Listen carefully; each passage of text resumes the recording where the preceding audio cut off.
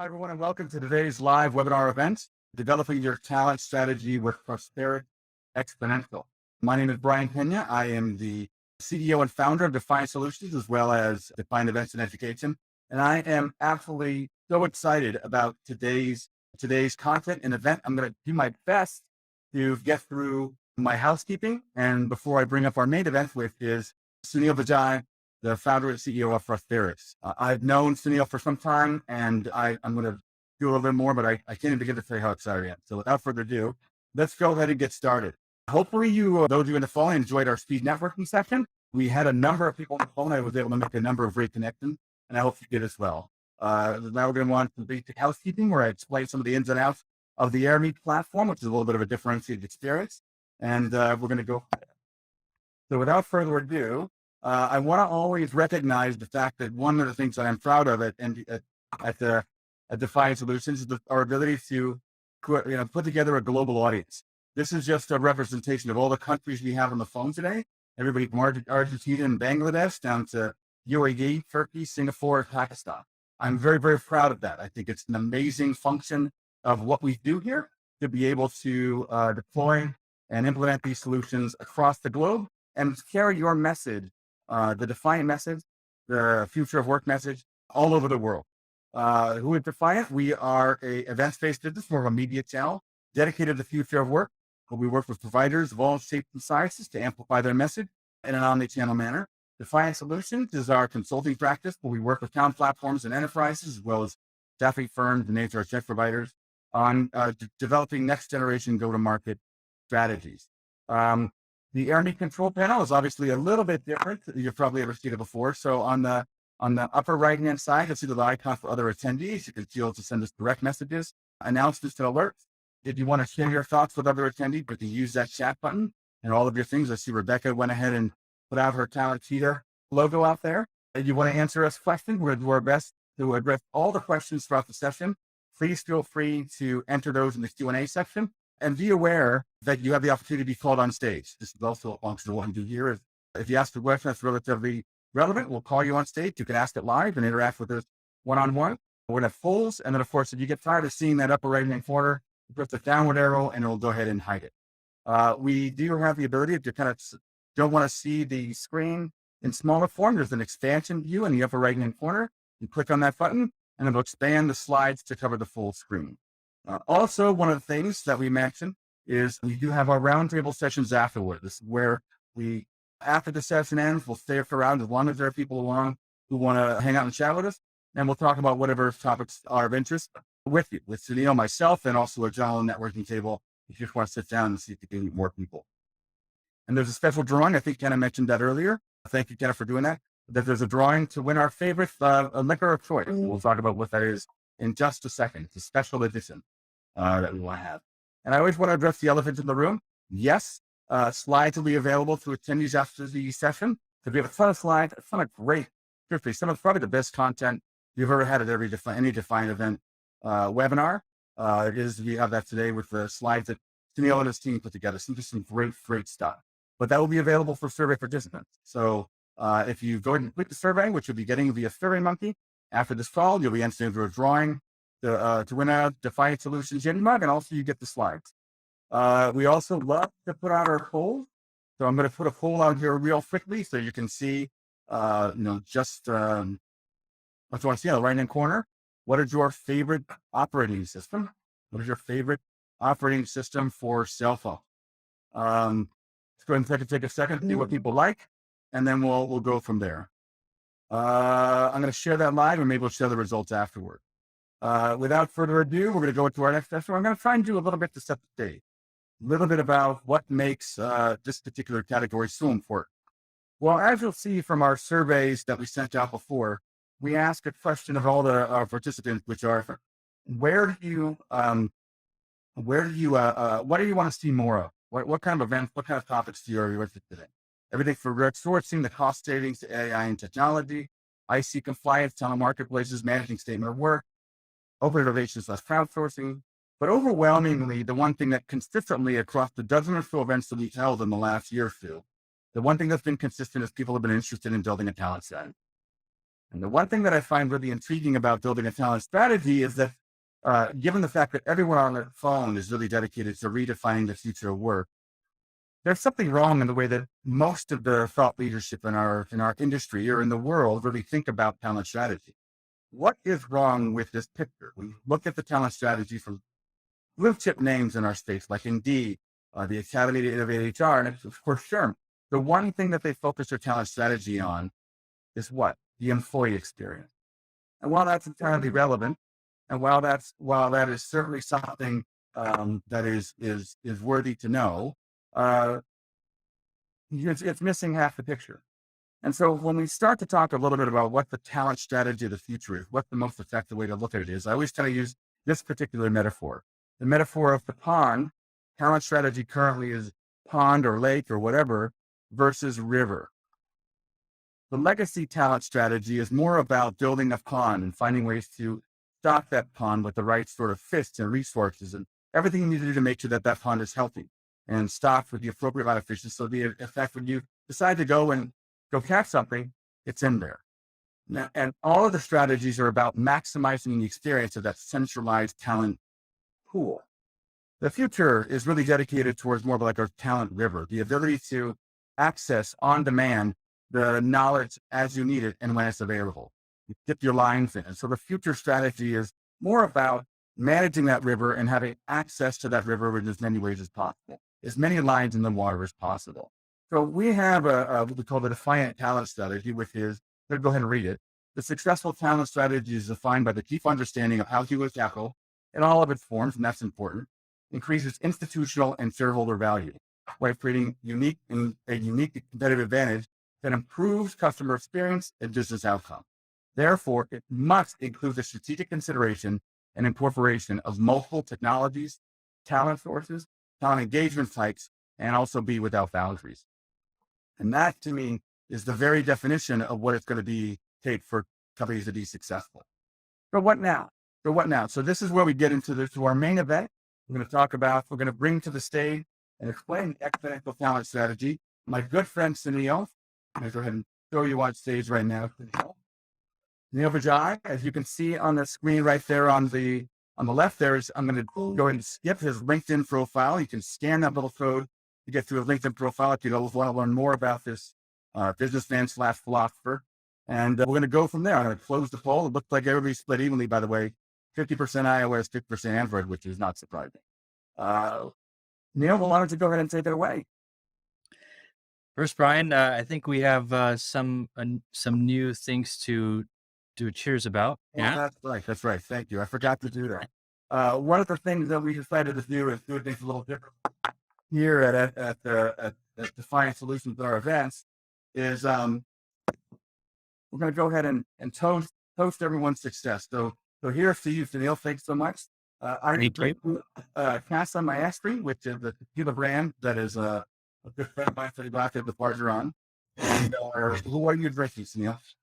I have the Balvenie 16-year French oak Scotch single malt.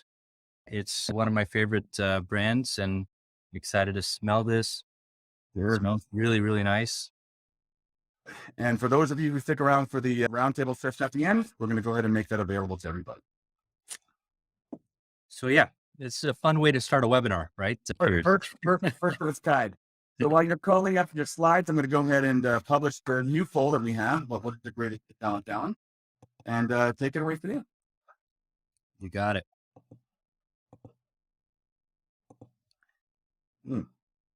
Brian, tell me when you can see this. I can see it. There you go. Excellent. So first of all, thank you very much for hosting, Brian. It's known you for a number of years now, and it's always a pleasure to spend time with you. And just your wisdom, your way of seeing the world is really meaningful for me. And I think that's one of the reasons we have some really great synergy together. So appreciate you hosting. We're excited today to bring this topic to the folks that are here, and thank you for spending time with us today. But the topic is developing your talent strategy with Prosperix Xponential. And we spent a lot of time thinking about the space, about what it looks like today, what it's going to look like in the future, how it's evolving, how it's changing, how the world is changing and what type of solutions we need to meet that change as it evolves. And so we're going to talk a lot about that today. We're going to talk about what the challenges are, what the design principle should be in terms of thinking about new strategy for talent in the ever evolving ecosystem, and we'll also delve a little bit into Prosperix Exponential as well. It's a new brand. We're excited to unveil it and just talk more about it. But it's been several years in the making. So while it's brand new and fresh, it's taken us a long time, and I'm very proud of our team for the work they've done in the background to bring this to life. So with that, let's get started. So Brian, you've spent a lot of time at SIA, at other organizations where you've seen this workforce program maturity model. I'd love to get your thoughts specifically about why is it that that companies, businesses are not able to get to level 5, best in class in terms of their workforce program maturity. Well, there's a couple of reasons, and I think thank you for the kind word. Actually, back asking. I think there's a couple of reasons why we see very few companies ever reaching level 5 in any real manner. One is they just aren't ready for it, or they just don't want. I think that's something to remember. There's a lot of organizations who good is just good enough, and as opposed to many of us, um, we're not necessarily satisfied with that. When we created the maturity model, the key challenge we were trying to do was to create a roadmap where people can aspire to over time. And the limitations of them really achieving that level 5, where contingent work is a competitive differentiator, have been a barrier from lack of technical sophistication, lack of institutional desire or awareness of the benefit for it. And then I think also a number of companies are really stuck in really traditional sort of perspectives on what contingent work is. It never ceases to surprise me about how many contingent workforce programs are just really limited to some old supply chain technologies or supply chain approaches that we were doing back in 1998, back when I was in high school. So I think the one thing that we see with the professionalization of contingent work is that drive towards to create that level 5 program is really picking up steam. And now with a multitude of ways in which the gig economy and the future of work has been on the front of everyone's mind, I think we're going to see more companies striving to hit that next level of optimization of the work. Yep. And I'll echo that. And what I'll say about this model, I think it's a really good framework to just measure where a company is, right? But it's really hard. In fact, it's very complex, and complexity is the big reason why it's so hard. You're trying to manage and balance so many competing areas of focus. So, for example, one area is I want to bring in new talent. Another area is cost savings. Another area is compliance. Another area is real-time visibility and insights. So there's so many competing areas, and I'm just scratching the surface there, right? And that it becomes really challenging in a complex environment to find a way to help solve all of them in tandem so that you can become best in class over a period of time, right? And so with that, I want to start with this, which is we spend a lot of time with clients and asking them questions about what their most troubling contingent workforce challenges are. And this is the list. It's a top 10 list of their biggest challenges that they're facing. And some of these are the underlying reasons for why these programs are not able to get to best in class. So the list probably is not surprising. The number one thing is talent shortages, which has been a pretty acute problem over the last few years. High costs, lack of visibility, reporting insights, hiring effectiveness. So the ability to get talent in the door at speeds for niche skills, additional geographies, so that they can scale up very effectively.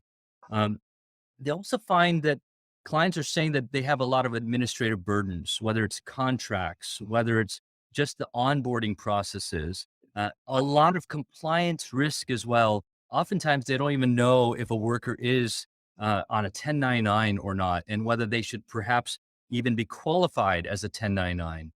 In addition to that, there's concern about inadequate supplier onboarding and performance management. So how quickly can you get suppliers in the door, and how easily can you manage their performance to ensure that they're being productive and able to support a program? On top of that, no rate benchmarking, standardization, complex approvals on budgeting and spend management processes. And then finally, there's two things that I think, people don't think about as much.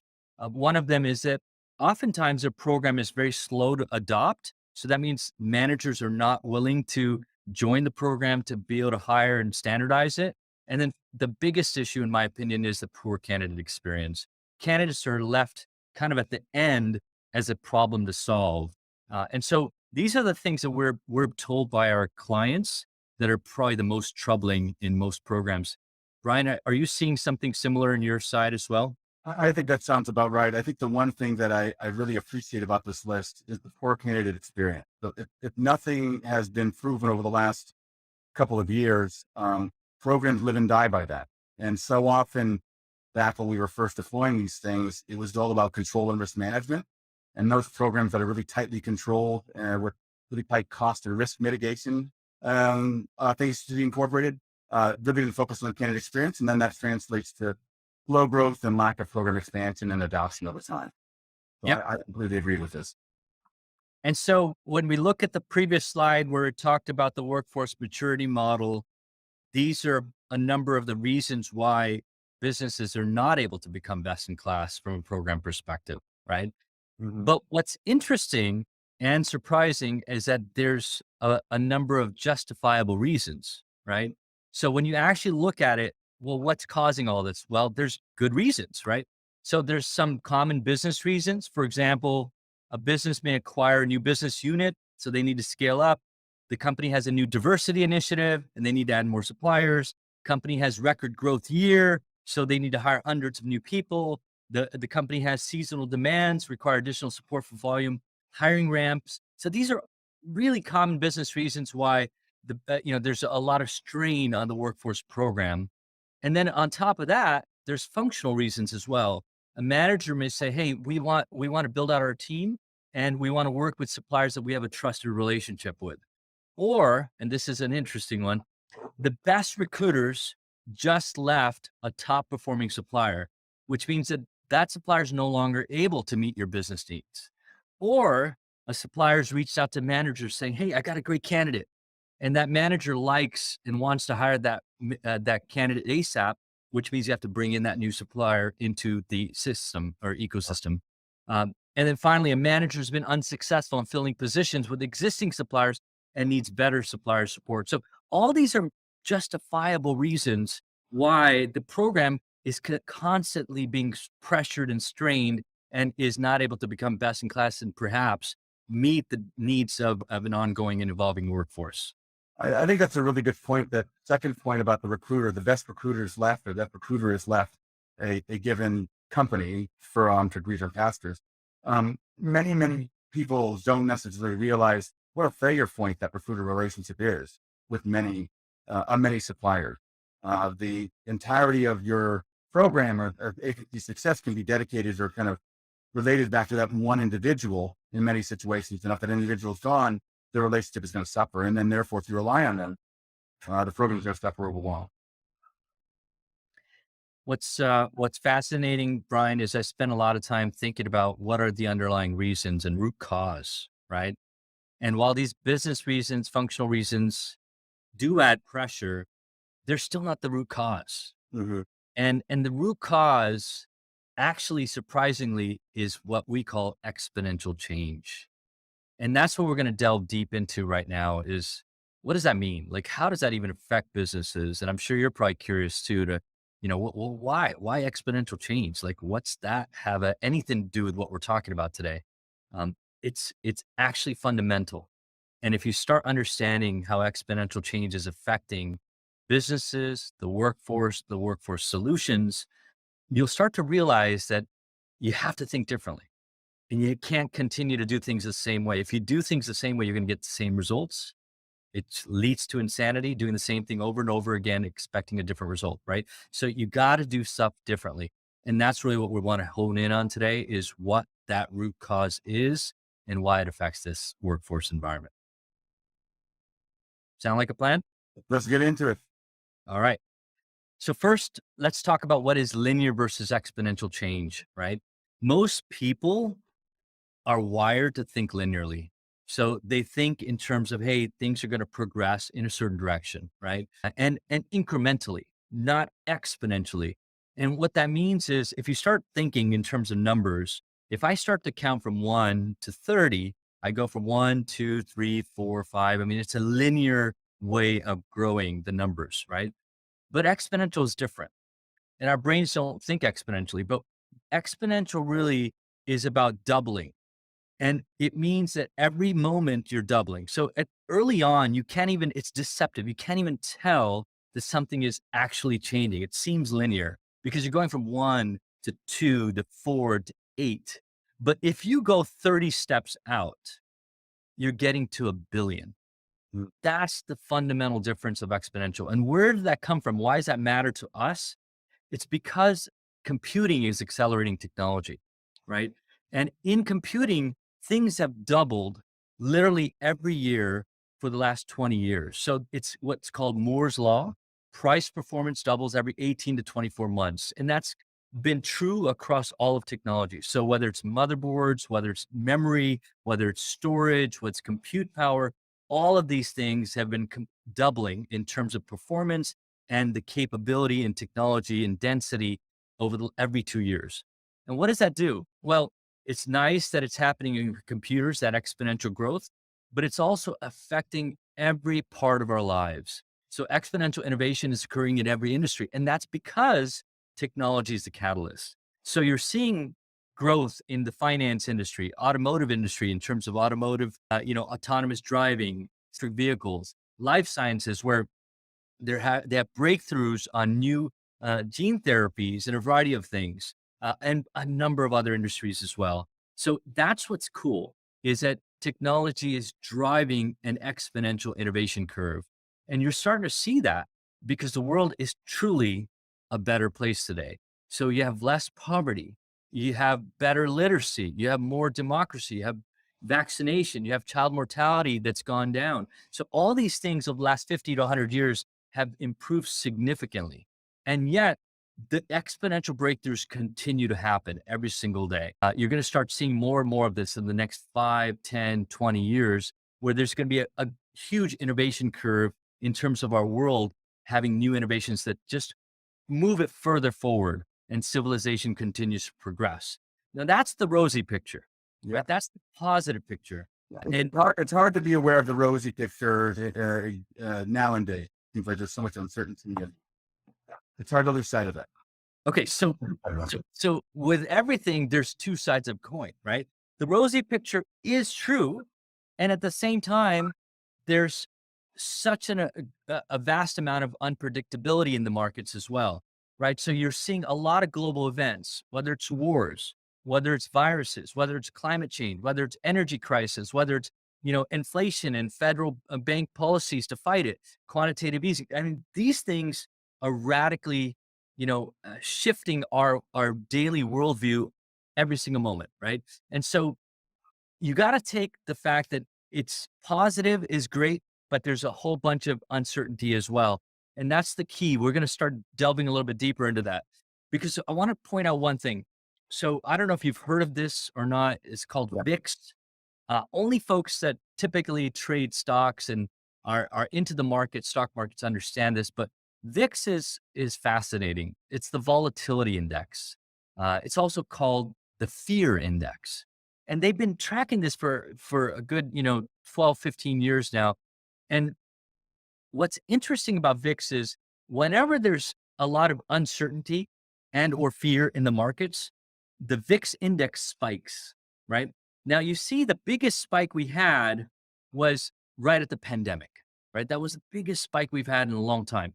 But what's fascinating is the number of large spikes have increased since the pandemic. And more importantly, the frequency in which they happen. So they're happening more often and they're much more volatile. And the stock market is a reflection of our macroeconomic environment and macro lives, right? Everything that's going on in the world. And so what you have to understand is volatility is increasing, which means the fear is increasing. And so what you'll notice is, and this is the key thing, exponential change leads to exponential volatility, which has the potential to create exponential chaos, right? And in that environment, it is absolutely difficult to, you know, manage that change. That environment, the pace of change, the change itself, it's unforeseen, it's unpredictable, it's unplanned and unmanageable, right? And that is a big message. If you get nothing else today, this is a big message is you have to realize that this is the new world. This is the new norm. Is that not only do you have a lot of positive, rosy, amazing things that that have a huge potential to, create great impact on positive impact for us, but you also have a lot of volatility and potential for chaos simultaneously. And being able to really manage that, being able to predict it and see it and plan for it, that's going to be key in the new world.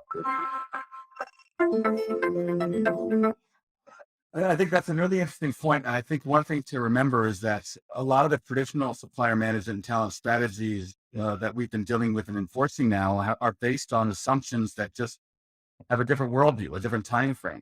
Not nearly as many tools are available, not nearly as much chaos in the system, and not nearly as much volatility, to your point. And so I think that's revealing a lot of the challenges as these organizations continue to struggle to have adoption. I can't think of more than a handful of companies of the hundreds, if not thousands, I've talked to, where these challenges can be found in just some basic root cause philosophies that have gotten in the way of really innovating and growing. And you hit on a really good point, right? When you have designed and architected and developed your solutions 20 years ago, 10 years ago, even 5 years ago, they were built for a previous normal. But the new normal, they just don't conform to. They're not able to adapt to, right? And you need a different way of thinking and a different design architecture really to help you meet that new normal, right? And so that's where we are. And what we find is that exponential volatility and chaos wreak havoc on businesses and the workforce, and it makes the workforce challenges even worse, solving them nearly impossible. The pace of change strains legacy systems in a way that they either break down or they don't function effectively. And our conclusion is exponential challenges require exponential solutions, right? And you have to design differently. You have to think differently. And I'm just going to leave that as a seed that it's planted in your mind for a moment, right? And then shift gears a little bit to kind of go deeper into an example of a particular customer case and in use case in which we can show how this kind of transpires and the exponential chaos and the volatility and the issues transpire in an environment. Is that cool, Brian? That's totally cool. Let's do this. All right. So we're going to talk about supplier management specifically. It's just one of the pillars that clients want to typically solve for. But you'll see how, if you solve for this one area, there's like 10 others, right? So it's just one example, but we're going to go deeper here, right? Just to give you a flavor, right? So most businesses onboard suppliers when they need help, and they need help typically when they're trying to add, support for a new geography, some skills that they cannot fulfill, or they're not able to fulfill with existing suppliers they have. But onboarding them requires additional contractual burdens, legal costs, management overhead, with no guarantee that the supplier is actually going to be successful. And that's the odd part is like you're doing this blindly. You're adding suppliers, but you have no clue whether they're going to really perform or not. Right. And so that's been the prior normal. Right.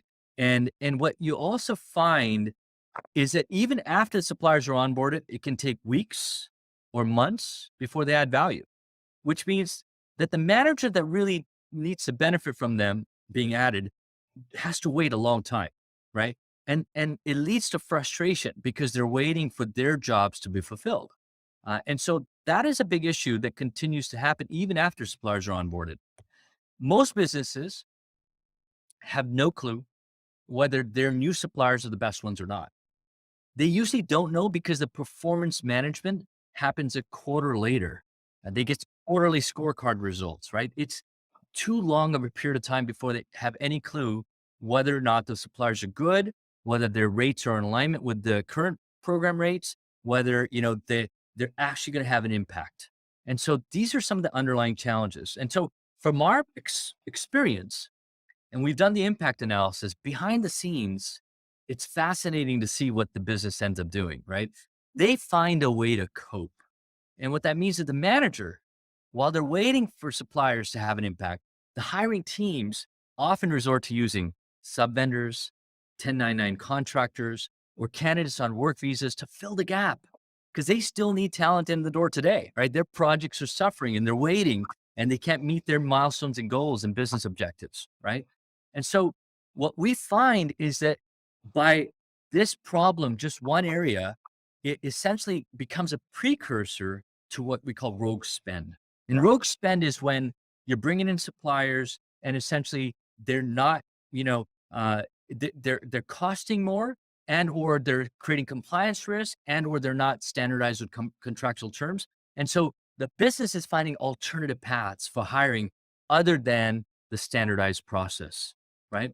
And so it's also a big reason why contingent staffing gets creatively masked under SOWs that are meant for deliverable-based projects. So which undermines the proper spend tracking and increases costs long-term. So it becomes what we call a leaky bucket, right? So you're leaking from the contingent staffing into the SOW, which means the program's really not getting adopted, right? Yeah. Yeah. So Traditional supply chain really focuses on consolidation of supply base and towards some sort of nebulous optimal ratio, which is very, very difficult to, find out what that is. I had a call just today with their enterprise buyer in the UK who talked about the only thing they were, whenever they would get the quarterly scorecards, they knew they were irrelevant as soon as they saw them, without really looking at the major inputs, which are the end customers happy? Is the program growing? As the primary determinant. That's the scorecard that they reference. yep. And here's what we are also learning, right? What this inevitably leads to is a downward spiral of higher costs, uncontrollable spread of suppliers, non-standard contract terms, compliance risks, constant change management. And the worst part is a program that never gets fully adopted or matured, right? And the thing is this, if your aim is to build a best-in-class program, it means you need everybody's alignment and buy-in that the program's going to get adopted and utilized. Well, guess what? If the biggest stakeholder of the program are the managers, if their needs are not getting met, they're not going to adopt the program.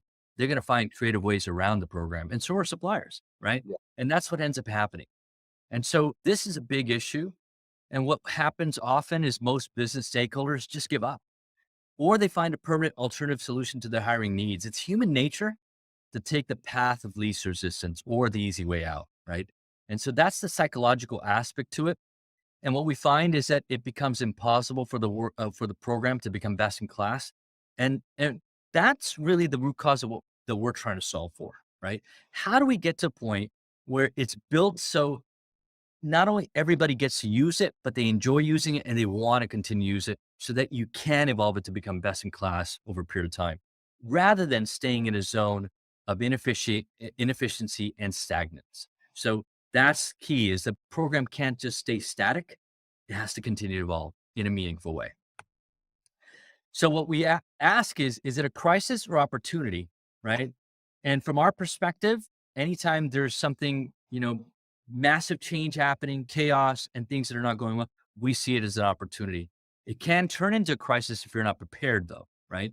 And so this is an opportunity where we feel we're really well positioned, given our innovative capability set, to be able to solve this for a lot of our clients. So that's where we're going to start again, reminding you again, exponential challenges require exponential solutions and a different way of thinking, right? So with that, we'll probably start leading into the Prosperix Exponential offering. Before that, Brian, I just want to pause for a moment. Anything you want to bring up before we jump into that? I really like this kind of challenging the notion of traditional supplier management before. I think that we've been using some of those same metrics around consolidation of spend and consolidation of opportunity for decades now. And I think that while it served us well when cost control and the Wild West was ruling major enterprises nowadays. It seems like that time is really kind of showing its life in the teeth. And we're really seeing that with the rise of, like I mentioned before, a lot of these newer engagement modes.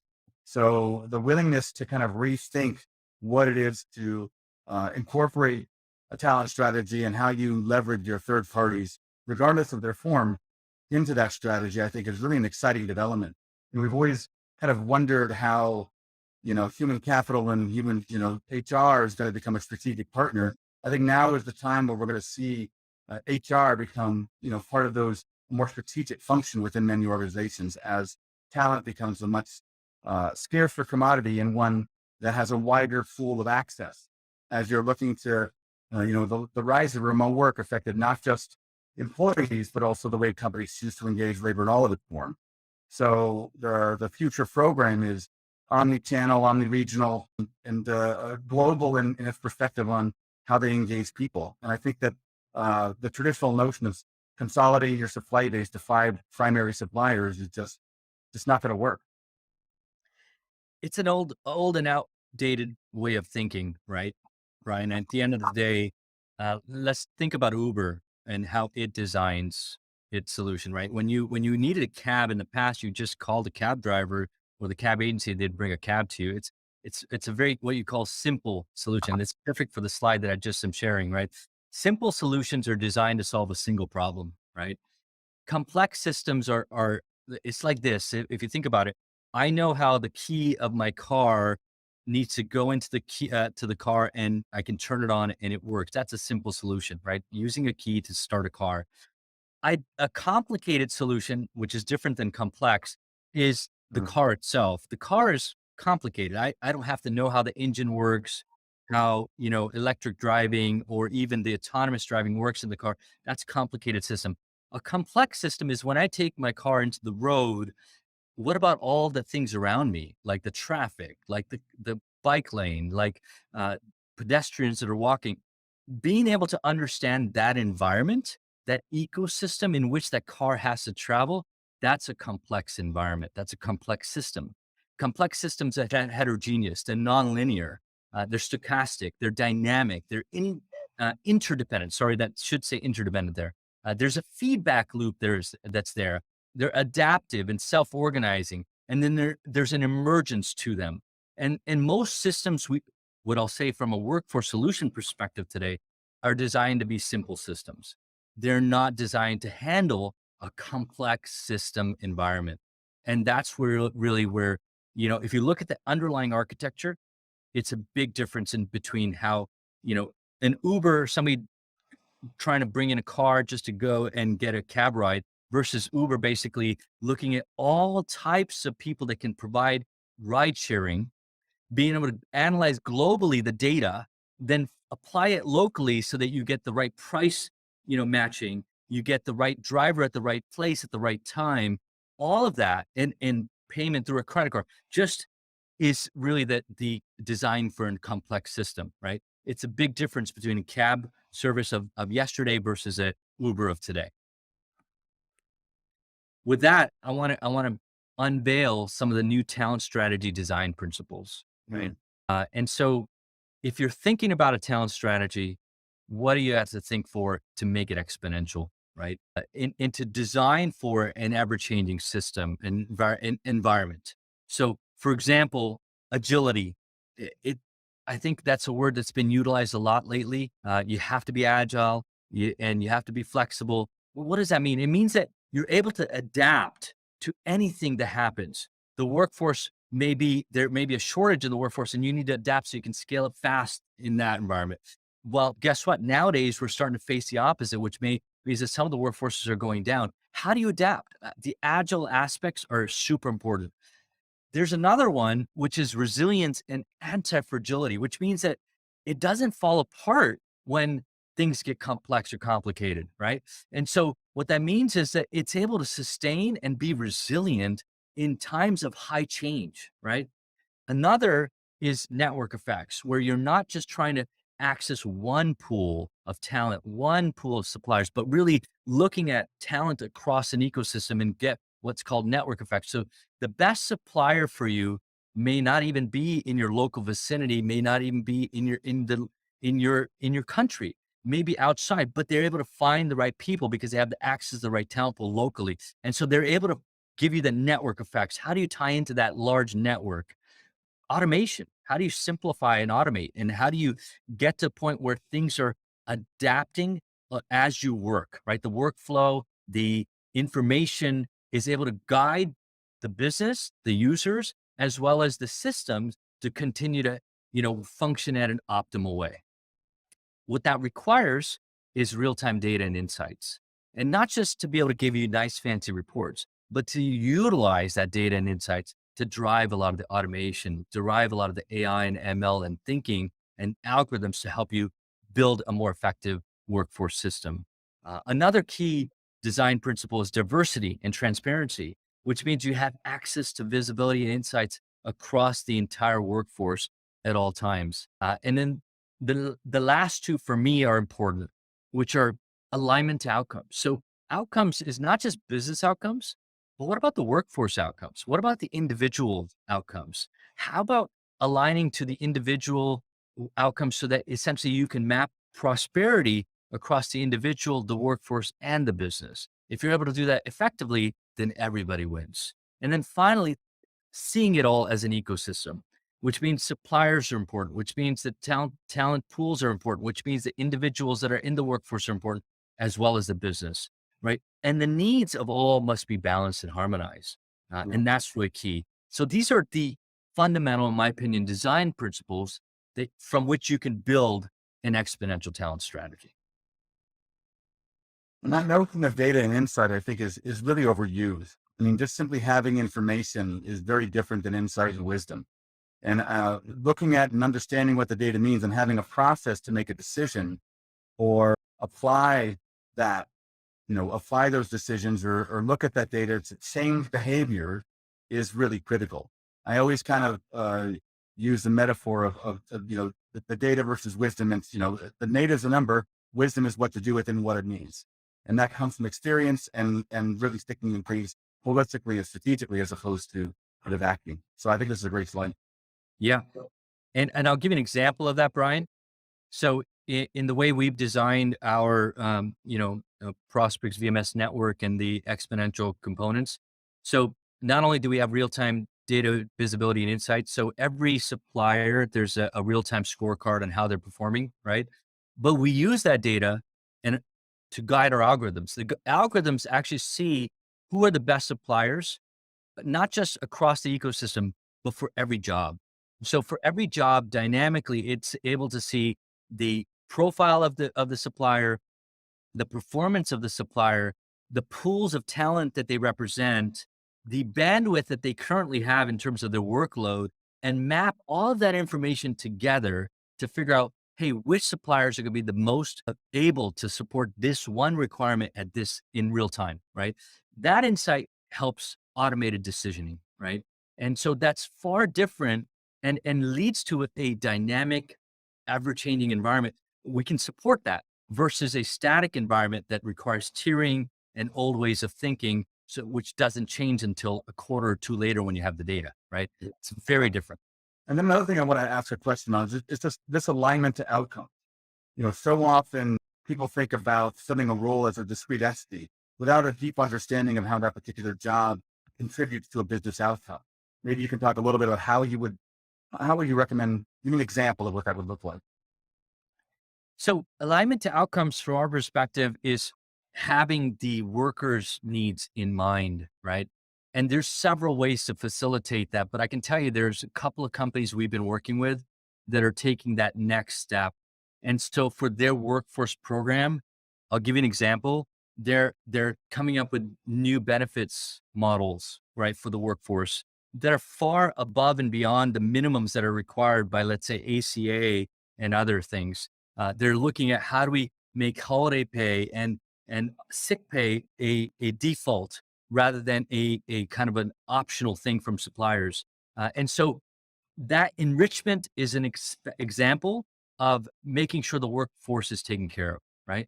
But beyond that, there are other aspects, which is aligning that worker's career trajectory to the needs of the organization. And the needs of the organization, for example, today there may be a position in which the worker is suited really well for a contingent role, but sometime later may evolve to a different type of role.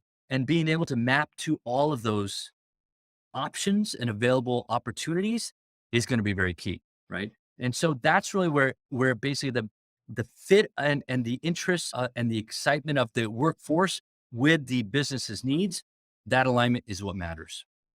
Fantastic.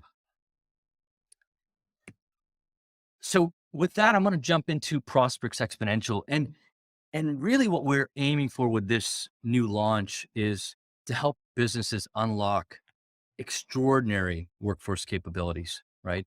And we're seeing this in action with some of the clients that we've installed in already. And it's just a taste of things to come. And we're very excited about it. There's several aspects to it. One is the technology and the services component, but then there's a very meaningful workforce experience component that we'll share with you towards the end as well. So to start, why we chose Exponential as a name for this brand is because we thought a lot about the ever changing environment and designing a solution for that. So the underlying architecture is designed to help businesses 10x their capabilities. And the capabilities are areas such as scalability, right? So extraordinary scale through network effects, unlimited talent pools, and an expansive network of suppliers. 10x performance, so real-time data insights, algorithms-driven performance, and measurable outcomes.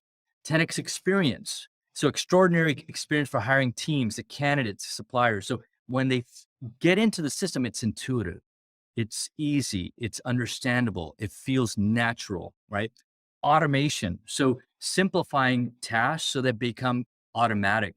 Why should you have to spend a lot of time doing supplier management? Why can't it be automated so that it's less troublesome, less burdensome? How about the exponential or 10x insights of visibility, transparency, intelligence to help you make more informed decisions in real time? It's tremendous cost savings through by increasing competition, but also leveraging automation and improving adoption and utilization of the workforce programs that exist rather than having a leaky bucket that forces people to go outside of the program. 10x compliance, impact. Impact is very interesting because some of our clients were surprised because we were able to set them up and go live literally the same day. That means that their ability to realize impact and value was immediate. And that's important, especially in current world where you don't need months and months to plan and set up a workforce environment. 10x innovation, so modern technology. We're proud of the fact that we filed patents this year, specifically around our VMS network capability and some of the underlying technology and architecture around that. It's a game changer, and that innovation is really what's going to be paramount for the future of work. And then finally, 10x prosperity, which means a win-win ecosystem that aligns incentives and outcomes for all stakeholders. So these are the underlying design principles, components that are essentially the key ingredients for Prosperix Exponential. So with that, I'll go into some of the solution components as well. Any questions, Brian? Thoughts? I think that's great. I think this is exciting. Awesome. One of the areas that I wanted to spend a little bit of time is just helping people understand and realize the difference between a standard VMS and the Prosperix VMS network. When you look at a standard VMS, remember they're designed and architected for simple systems, the old normal, not the new normal, which is chaotic, constantly changing. Uh, it's a whole different world we're living in today. But a standard VMS, you publish your job, you have access to your suppliers, you have access to your talent pools, your reports, et cetera. And the data to drive all those decisions are within that silo. It's within that one box, right? With the VMS network, when we designed this, we designed it to be an open system, a shared system, and constantly evolving system in the respect that when a client is deployed, they're deployed as a node in the network. And what that means is they become part of an ecosystem. And so not only do they get to publish their jobs and see their suppliers, their talent pools, but they also get access to a network of suppliers and a network of talent pools and data that maps talent across the entire ecosystem to help them find the best talent in fastest speeds possible in multiple geographies and so on. So that's the difference between a network approach versus a standard siloed approach. What you'll find in the VMS network is we're the first and only solution that has a built-in and fully integrated hiring marketplace. And what that means is that you're able to fulfill positions faster with a large network of suppliers that's completely built in. And so what does that look like? It means that you can leverage your existing incumbent suppliers, you can manage them, but you can access an unlimited pool of suppliers as well.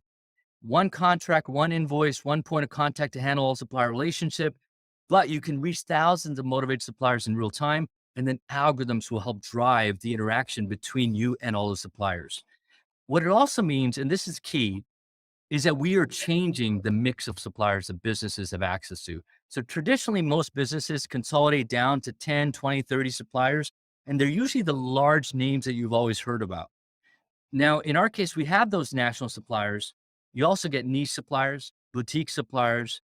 But my favorite part is that you get international suppliers and even independent recruiters and RPOs. We have currently 2,600 suppliers. When a position is published, it goes in real time to the incumbent suppliers as well as the network of suppliers. And we create a open environment in which all suppliers can compete to fill positions in real time, right? And so it works really well. We're finding our clients are benefiting tremendously, right? Where they're getting tremendous outcomes. And I'll share that with you as well in a moment. Before that, just a little deep dive. I mentioned a moment ago that we're the only network VMX with a built-in hiring marketplace. Other capabilities that are unique to us are automated supplier management, which means no longer having to do all the burdensome onboarding of suppliers. It's simple. Suppliers can get onboarded and go live literally in minutes. Real-time reporting and analytics, flexible workflows, intelligent algorithms, industry-first digital right to represent, which is completely unique. It also gets rid of this question about who's representing that candidate and fighting between different suppliers about, hey, that was mine, et cetera. Ownership, which there is no real ownership in today's world. And yet, just the representation questions get answered. Duplicate submissions get answered as well. And then finally, the candidate-centric experience, which is key. We've actually moved the candidate's experience into our vendor management system. So candidates get a login from day one, not after they're hired, not just to fill in timesheets, okay? Because that's way late in the process, but really at moment one when they're applying for the job so they can actually see their progress through the entire life cycle, right? So those capabilities are important from a candidate-centric experience. And then there's other aspects such as applicant tracking, candidate pre-screening in smart forms, and unified communication collaboration, which again, a number of VMSs still have not been able to adopt, and the VMS technology that we built has from day one. So for the digital right to represent, basically what that means is, given that we're dealing with so many suppliers who may be sourcing from the same candidate pool, we don't know. The digital represent allows that particular client, or that's the candidate, to decide which agency they want to represent it. Is that the You application? got it. Okay. You got it. It puts that control in the hands of the candidate, right? They may be reached out to by a dozen agencies and recruiters.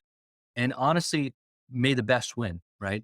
But the candidate gets to opt in and choose not only who represents them, what talent pools they want to be part of, what businesses they want their profile to be represented to, et cetera, right? It gives them that power and control to control their own destiny. We have a question, I think, from the audience, which goes back to the fact that we have such a wide network, or we have such a wide network of 2,600 suppliers or so. How would a supplier in the U.S. compete with a supplier in a third world country via cost and living differences? So, is it a competitive marketplace, or are the low cost providers usually the ones who win the day? No, yes. Let's just peel back what that means, really, right? So our aim was always to provide democratized access. That means that if a supplier is capable of supporting US positions with US candidates, but perhaps just does not, and it doesn't even have to be foreign. It doesn't have to be outside of the US. But I'll give you an example. There are some suppliers that are really regional. They're really good at Texas, as an example, and they're good at finding oil or engineering resources in Texas. Well, guess what? That same capability may apply across all states within the US, but they're just not registered to provide business there or provide talent there. So how do they do that? Well, our capabilities, we enable that, right? We enable that not just for the niche and local and boutique suppliers, but also for the international. It all is about the capability set and democratized access. So this any supplier can provide capabilities and talent pools if they have the ability to do so, right? Yeah. And yes, there is a cost of living difference, but it just means that we're making it such that anybody and everybody can get a fair share, right? That's really what it's all about. Yeah. Thank you, Rebecca Medina from Talent Tutor for that question. Absolutely. There I am. And what we're finding is our clients are achieving extraordinary hiring outcomes. There's been tens of thousands of jobs added by our clients, and as I mentioned, we have over 2,600 suppliers in our ecosystem. What this is the fun part. On average, for every job, we're getting about 16 candidates submitted for every job, right? By the suppliers. We then curate down to 7 candidates that are actually forwarded onto the client, out of which the clients are doing about 4 interviews per job, and there's a 100% fulfillment rate. And that's unique because a lot of times clients are not able to fulfill some of the niche positions, the hard to fill positions, or certain geographies or certain issues. But when you have a large network that can supplement, you don't find that to be an issue. So the outcomes are pretty amazing, and it's been fun to see that kind of come to life. And I'm gonna kind of this is the final piece, which is the Prosperix Exponential. I've talked about the solution, the design principles, the capabilities, but really this is what I'm really excited about. I'll tell you, it's been a while in the making. What happened for a long time is we spent a lot of time as part of workforce programs. And what we realized is that some companies would call their workers the extended workers, the contingent workers, the flex workers, the you name it workers, right? Non-employee workforce. And honestly, all of that to me is not empowering. If I'm part of that workforce, I feel like I'm an important part. And I feel like I'm going to contribute to the business. I want to make an impact and I want to be empowered. And we found that that wasn't empowering. And so I wanted to change that. And, we spent a lot of time thinking about what would be the right term, right? What's the right way to describe that? And that's where we thought about Prosperix Exponential. It's a suite of solutions, right? It goes everything. It does everything from MSP to VMS to hiring marketplace to payrolling. It's a full suite. So businesses that don't understand or don't want to have to manage the entire thing can really rely on Prosperix to help manage that entire process. But more than anything, it creates a world-class candidate experience and workforce experience. And so this is really what it's all about. We're creating an exponential workforce program. And so that X represents that individual, that workforce, right? And that X is key because they're an exponential worker, which means they have exponential capabilities, exponential potential, exponential, ability to create an impact. And that's really what this is all about. Is exponential is not just about the environment, the macroeconomics and what's changing, but it's about the workforce, right? And our aim is to create a fully branded, beautiful experience that's empowering for those individuals in that workforce. And that's kind of the example I wanted to share today. Thank you, Sunil. I think that's fantastic. I'm going to go ahead and just, while we are transitioning to our kind of our closing comments, want to make sure we hope everybody stays for the roundtable session afterwards. We got a lot of great stuff to discuss. And also you can win the chance to win our favorite scotch and/or tequila based on your particular response. So we want to thank you for that. We're going to stick around also for questions. We want to save those for the end and save that for the roundtable sessions. We hope you'll join us. If you want to learn more, There's my contact details and then Sunil's contact details. He's available for parties and birthday celebrations as well, to share some of his wisdom and insight. We certainly hope you're going to take a moment to complete a survey. We are religiously surveying a customer experience for our events to constantly try and get better at this. And as an added bonus, everybody who completes the survey is entered into a win or a drawing for a Yeti Defiant Solutions or Defiant Events and Education Yeti mug. I always say this, it's an opportunity to be the envy of all your friends and neighbors when they ask you where you got this incredibly amazing item that's going to tell us there. We certainly hope you're going to join us at the roundtable session. I want to reinforce that point. And for everybody who attends the roundtable, we're going to track those people. They're going to be entered into a drawing to win either a tequila or a bottle of scotch. We certainly hope you'll also join us for our next event, which is going to be November 10th, sponsored by NTech, Building the Future Workforce Development for the Frontline Worker. And without further ado, I want to say thank you, and we'll see you all at the roundtable session. Thank you, Sunil, for this such amazing insight. This is a great presentation, a great solution, and thank you everyone for your participation. We'll see you in the roundtable. Thanks, Brian. Appreciate it. Thank you, and thank you, Kenneth, for the support.